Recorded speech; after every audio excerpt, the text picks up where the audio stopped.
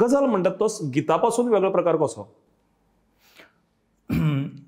बरोबर की सामान्य रसीक जो असता ताका गजल आनीक गीत हातूंतलो घडये फरक लेखनाच्या दृश्टींतल्यान खबर आसचो ना.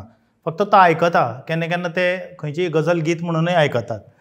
आनी कांय जाण गजल वेगळें आनी गीत वेगळें हें आयकुपाच्या नदरेन कळटा, पूण बरोवपाच्या नदरेन तातूंत कितें वेगळेपण आसा जाल्यार हांव अशें म्हणटलों की गीत पयली गजाल म्हणजे खंयचोय गजलकार जो आसा तो मुळान पयलीं कवी आसचो पडटा.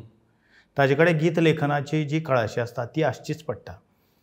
पूण गजल बरयता आसतना ताका म्हणजे नॉर्मल एक सादें तुका टेबल करपाक शिकयलां आनी तुवें टेबल केलां आनी दुसऱ्यान कोणें जें टेबल केलां ताका कार्विंग केल्लें आसा.